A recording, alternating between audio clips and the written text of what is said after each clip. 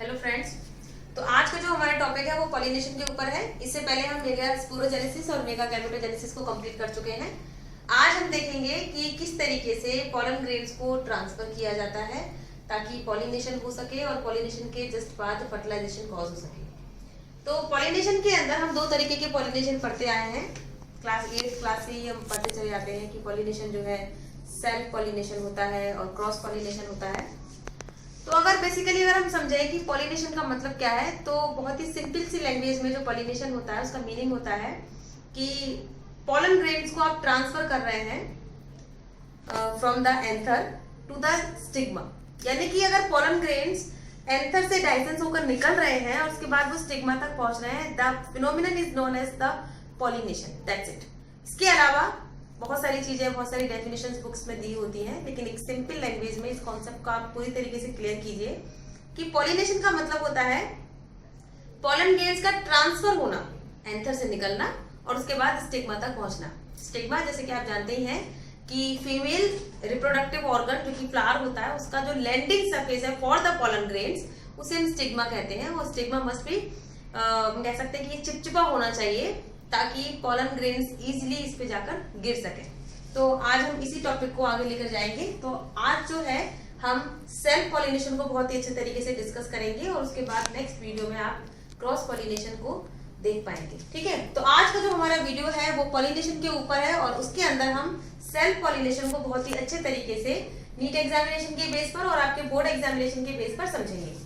तो सबसे पहले हम पॉलिनेशन पे आ जाते हैं। पॉलिनेशन का मतलब होता है transfer of the pollen grains to the stigma. That's it. इसके अलावा और कुछ नहीं, बस सिंपल सी डेफिनेशन है, इसे अच्छे से समझ लीजिए। तो पॉलिनेशन जो होता है वो दो टाइप का होता है, self pollination and cross pollination. देखिए सेल्फ पॉलिनेशन और क्रॉस पॉलिनेशन का कॉन्सेप्ट कितना क्लियर है। सेल्फ पॉलिनेशन जो कि नाम में छुपा हुआ है, सेल्फ पॉलिनेशन का मतलब होता है कि पॉलन ग्रेन्स जो है वो सेम प्लांट का, सेम फ्लावर का होना चाहिए और स्टिग्मा जो है जिसके ऊपर वो जाकर गिरेगा, लैंडिंग सरफेस जो है जहां से पॉलन ट्यूब बनेगी और पॉलन ट्यूब के बाद फर्टिलाइजेशन होगा। तो ये दोनों ही प्रोसेस यानी कि पॉलन ग्रेन का ट्रांसफर होना और उसके बाद पॉलन ट्यूब फॉर्म होना, ये दोनों ही प्रोसेस सेम फ्लावर में होनी चाहिए। यानी कि एक ही फ्लावर होना चाहिए और उसके अंदर ही ये प्रोसेस होनी चाहिए। तो इसे हम सेल्फ पॉलिनेशन कहते हैं। जबकि ऑन द अदर हैंड अगर हम क्रॉस पॉलिनेशन को समझें तो क्रॉस पॉलिनेशन के अंदर हम देखते हैं कि क्रॉस पॉलिनेशन वो प्रोसेस होती है जिसके अंदर प्लांट्स और फ्लावर दोनों ही डिफरेंट होने चाहिए। अगर हम कंसीडर कर लेते हैं कि एक प्लांट ए है तो दूसरा प्लांट बी है, तो ए और बी प्लांट के बीच में पॉलन ग्रेन्स जो ट्रांसफर होकर दूसरे प्लांट तक पहुंच रहे हैं, that is known as cross pollination. तो इसे हम क्रॉस पॉलिनेशन कहेंगे। और सेल्फ पॉलिनेशन के लिए ये बहुत ज्यादा जरूरी है कि the flower should be bisexual, उसको बाइसेक्सुअल होना ही पड़ेगा, अदरवाइज तो उसके अंदर सेल्फ पॉलिनेशन की प्रोसेस नहीं हो सकती। तो ये एक छोटी सी समरी थी जो सेल्फ पॉलिनेशन और क्रॉस पॉलिनेशन के बारे में थी, आप अच्छे तरीके से समझ गए होंगे। तो अब हम इसे आगे देखते हैं। सेल्फ पॉलिनेशन के अंदर जो प्रोसेस होती है उसके अंदर हम ऑटोगेमी और जिटेनोगेमी को देखते हैं। देखिए ये दोनों ही सेल्फ पॉलिनेशन की प्रोसेस है, मगर ऑटोगेमी जो कि पूरी तरीके से फंक्शनली स्ट्रक्चरली ये एक्सप्लेन करती है कि यहाँ पर जो पॉलिनेशन हो रहा है वो सेम फ्लावर सेम प्लांट में हो रहा है, इसीलिए इसे ऑटोगेमी कंसिडर किया गया है। जबकि जिटेनोगेमी को अगर हम देखें तो फंक्शनली ये क्रॉस पॉलिनेशन है, बट जेनेटिकली ये सेल्फ पॉलिनेशन है। क्योंकि जेनेटोगेमी के अंदर हम ये देखते हैं कि यहाँ पर फ्लावर डिफरेंट होते हैं बट प्लांट सिमिलर होता है। ध्यान रखिए कि यहाँ पर जो फ्लावर्स हैं वो डिफरेंट हो सकते हैं। एक फ्लावर इधर लगा है, एक फ्लावर इधर लगा है, एक प्लांट है उसमें कई सारे फ्लावर्स लगे हैं, तो एक फ्लावर इधर है, एक फ्लावर इधर है, दो अलग अलग फ्लावर्स हैं, लेकिन जो पेरेंट प्लांट है वो सेम है। तो जिटेनोगेमी के अंदर हम ये देखते हैं कि फंक्शनली ये एक क्रॉस पॉलिनेशन की तरह एक्ट कर रहा है। फंक्शनली हम इसे क्यों कह रहे हैं? एक प्लांट से, एक फ्लावर से दूसरे फ्लावर तक, समझिए कि एक फ्लावर से दूसरे फ्लावर तक जब पॉलन ग्रेन्स को जाना है तो उसे एक फ्लावर से दूसरे फ्लावर तक जाने के लिए एजेंट्स की जरूरत पड़ेगी, जो बायोटिक एजेंट्स हो सकते हैं, यानी कि कोई हनी भी हो सकती है, कोई इंसेक्ट हो सकता है या कोई और हो सकता है, तो उसकी जरूरत पड़ेगी। इसीलिए इस तरीके का मेथड हम कहाँ देखते हैं? इस तरीके का मेथड हम देखते हैं क्रॉस पॉलिनेशन के अंदर। तो ये जो प्रोसेस हो रही है ये फंक्शनली क्रॉस पॉलिनेशन है, बट पेरेंट प्लांट क्या है? पेरेंट प्लांट तो सिमिलर ही है, तो अगर जेनेटिकली इसे कंसिडर किया जाए तो ये एक सेल्फ पॉलिनेशन की प्रोसेस है, लेकिन ये फंक्शन किसके तरह करता है, ये दिखाता है कि मैं क्रॉस पॉलिनेशन कर रहा हूँ। तो अभी जो हम समझने वाले हैं ये सेल्फ पॉलिनेशन का पूरा टॉपिक, आज हम इसको क्लियर करेंगे। ऑटोगेमी के अंदर जो प्रोसेस हम पढ़ने वाले हैं, सबसे पहले होमोगेमी पढ़ेंगे। होमोगेमी के अंदर आप देखेंगे कि बाइसेक्सुअल फ्लावर के अंदर सेम स्टिग्मा, सेम एंथर और उससे निकलने वाले पॉलन ग्रेन्स, ये दोनों जो है एक दूसरे के साथ मिल जाते हैं और होमोगेमी को कॉज करते हैं। क्लिस्टोगेमस फ्लावर, जो कि हम ऑटोगेमी के अंदर ही पढ़ेंगे। क्लिस्टोगेमस फ्लावर की जो खासियत होती है वो ये होती है कि ये क्लोज्ड फ्लावर्स होते हैं, यानी ऑटोगेमी की कैटेगरी के अंदर ये जो 4 कैटेगरीज यहाँ पर इन्वॉल्व की गई हैं, ये वो कैटेगरीज हैं जो सिर्फ और सिर्फ truly and functionally self pollination करेंगी। फ्लावर भी सिमिलर होगा, सेम ही फ्लावर होगा और उसी के ही दोनों सेक्स ऑर्गन होंगे जिनमें पॉलन ग्रेन का ट्रांसफर स्टिग्मा तक होगा। ठीक है, तो ये बाइसेक्सुअल फ्लावर होंगे चारों कैटेगरीज के अंदर। क्लिस्टोगेमस फ्लावर्स पे अगर हम आ जाते हैं तो क्लिस्टो का मतलब होता है क्लोज्ड, ठीक है, और गेमस का मतलब होता है मैरिज, ठीक है, यानी कि शादी हो रही है यहाँ पर। तो इस तरीके के जो फ्लावर्स होते हैं वो क्लोज्ड फ्लावर्स होते हैं, यानी कि हम ये कह सकते हैं कि ये फ्लावर जो है अभी ओपन नहीं हुए हैं।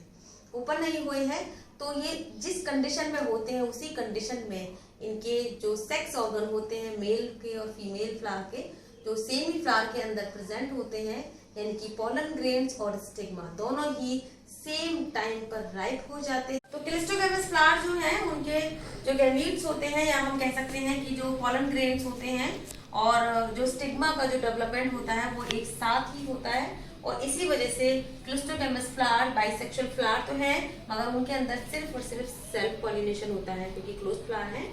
दूसरी तरफ अगर हम चेस्मोगेमस फ्लावर की बात करते हैं तो चेस्मोगेमस फ्लावर जो होते हैं वो एक एक्सपोज्ड फ्लावर है, यानी कि हम ये कह सकते हैं कि जिस तरीके के फ्लावर्स खिले हुए आपको बाहर दिखाई देते हैं वो सभी चेस्मोगेमस फ्लावर्स हैं, यानी कि वो एक्सपोज्ड फ्लावर्स होते हैं और इनके अंदर भी सेल्फ पॉलिनेशन होता है कि बाइसेक्सुअल फ्लावर है और ये सेल्फ पॉलिनेशन ही करेंगे। दूसरी तरफ अगर हम आ जाते हैं, ये है हमारा बड पॉलिनेशन। ये बड पॉलिनेशन है।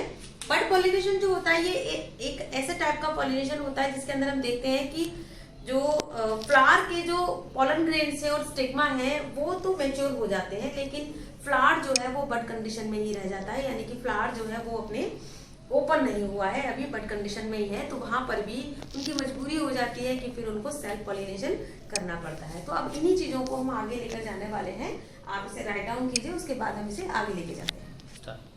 अब हम होमोगेमी पे आ गए। होमोगेमी, जैसे कि मैंने आप लोगों को बताया था कि होमोगेमी एक ऐसा पॉलिनेशन की प्रोसेस होती है जिसके अंदर सिर्फ और सिर्फ ट्रूली सेल्फ पॉलिनेशन होता है, यानी कि यहाँ पर जो फ्लावर होते हैं वो बाइसेक्सुअल होते हैं और उनके अंदर इस तरीके के एडेप्टेशन आ चुके हैं, या हम कह सकते हैं कि इस तरीके के वेरिएशंस उनके अंदर आ चुके हैं कि वो सिर्फ सेल्फ पॉलिनेशन कर सकते हैं, क्रॉस पॉलिनेशन नहीं कर सकते। तो इसमें हम जो मोस्ट इंपॉर्टेंट जो एग्जाम्पल्स है वो हम 3 इंपॉर्टेंट एग्जाम्पल्स पढ़ेंगे।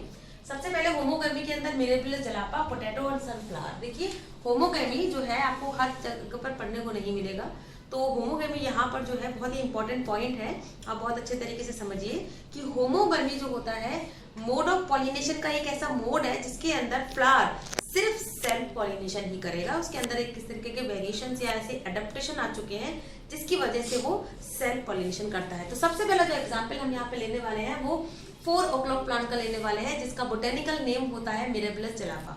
ठीक है, तो मिरेबिलस जलापा क्या करता है कि इसके अंदर जब सेल्फ पॉलिनेशन होना होता है तो इसका जो एंथर का जो फिलामेंट होता है, एंथर का जो फिलामेंट है वो बैंड हो जाता है और ब्लेंडिंग लिख दिया है, बैंड हो जाता है और बैंड होने के बाद ये स्टिग्मा तक पहुंच जाता है। और स्टिग्मा आपको पता है कि स्टिकी होता है, जो पॉलन ग्रेन्स हो गया। देखिए सोचिए कि ये जो है ये पॉलन ग्रेन है और ये इसका फिलामेंट है। अब अगर फिलामेंट बैंड हो जाए यानी कि ये झुक जाए, ठीक है, अब ये जो है बैंड हो चुका है पूरी तरीके से। अब क्योंकि ये जब बैंड हो जाता है तो जो ऊपर का जो पोर्शन होता है वो नीचे झुक जाएगा, ऐसे झुक जाएगा। जब ये मैच्योर होगा, ठीक है, और यहाँ पर क्या प्रेजेंट है, ये स्टिग्मा प्रेजेंट है, ठीक है। जब ये मैच्योर होगा तो मैच्योर होने के बाद जब इसमें से पॉलन ग्रेन्स निकलेंगे तो वो कहाँ गिरेंगे, उस स्टिग्मा पर गिरेंगे। मतलब कि इन्होंने इस तरीके के वेरिएशंस अपने अंदर लेकर आए हैं ये कि जो फिलामेंट वाला जो रीजन होता है वो बैंड हो जाता है। बैंड होने के बाद जब at the time of the maturity pollen grain जो होते हैं वो लैंडिंग सरफेस पे यानी कि स्टिग्मा के लैंडिंग सरफेस पे जाकर गिर जाते हैं। तो ये होमोगैमी का मिरेबिलिस लार्वा का बहुत ही अच्छा एग्जांपल है। उसके बाद हम पोटैटो पे आ जाते हैं। पोटैटो आप सब जानते ही हैं कि पोटैटो जो होता है वो फूड स्टोरिंग ऑर्गन बनाता है और जिसे हम ट्यूबर बोलते हैं, जो कि उसके रूट्स में बनाया जाता है। तो ये किस तरीके से पॉलिनेशन करते हैं? पोटैटो ट्यूबर जो होते हैं यानी कि पोटैटो का जो प्लांट होता है वो अपने स्टाइल को, देखिए स्टाइल की बात अगर हम कर लें तो आप लोगों को याद होना चाहिए कि ऊपर का जो एरिया होता है वो स्टिग्मा होता है और नीचे वाला जो एरिया होता है दैट इज स्टाइल। ठीक है, तो ये स्टाइल है। तो ये क्या करते हैं कि ये स्टाइल को कर्ल कर लेते हैं। ठीक है, स्टाइल को कर्ल कर लेते हैं और कर्ल करने के बाद ये उस जगह पर सिचुएटेड हो जाते हैं जहां पर कि पोलन ग्रेन्स मैच्योर हो रहे हैं यानी कि एंथर वाले जगह पर। तो ये अपने आप को कर्ल कर लेते हैं। कर्ल करने के बाद पोलन ग्रेन्स के पास पहुंच जाते हैं और उसके बाद ये सेल्फ पॉलिनेशन को कॉज करते हैं।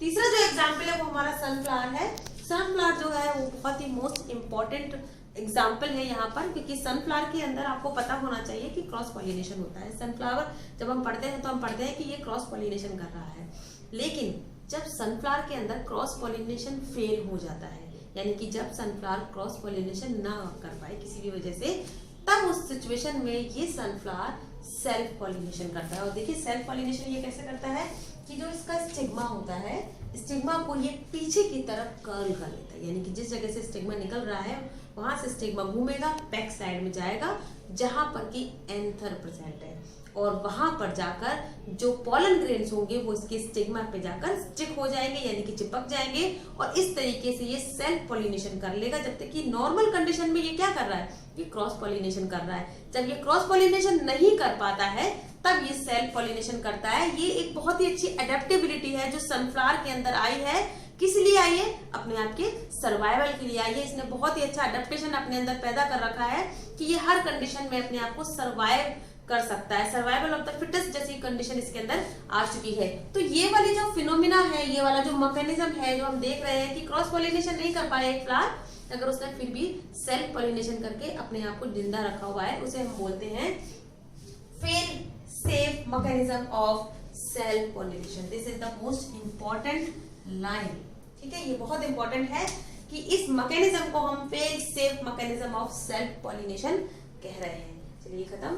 अब उसके बाद हम तो नेक्स्ट जो टॉपिक आ रहा है हमारा पॉलिनेशन के अंदर वो है चेस्मोगैमस फ्लावर्स एंड क्लिस्टोगैमस फ्लावर्स। देखिए एंजियोस्पर्मिक प्लांट के लगभग 19 जेनरा ऐसे जेनरा होते हैं जो कि ये दो टाइप के फ्लावर्स को पैदा करते हैं।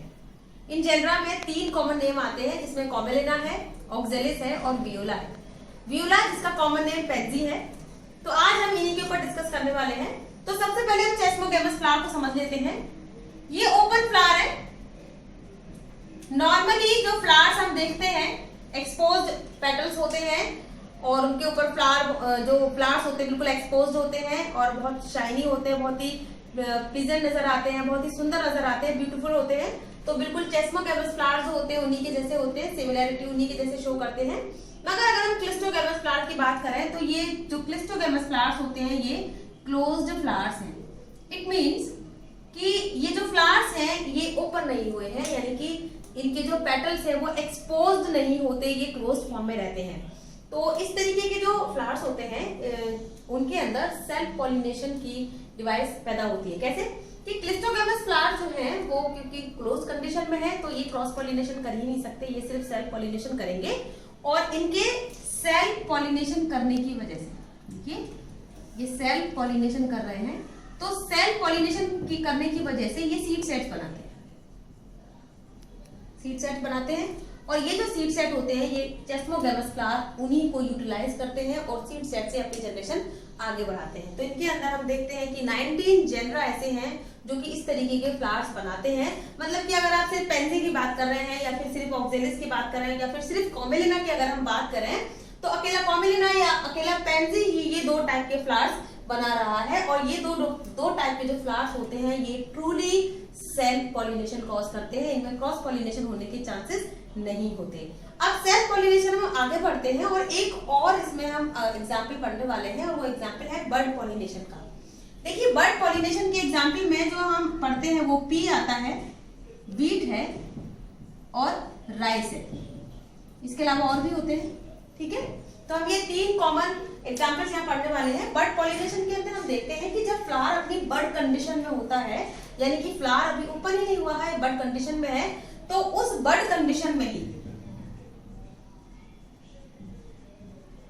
उस बड कंडीशन के अंदर ही उसका स्टेमन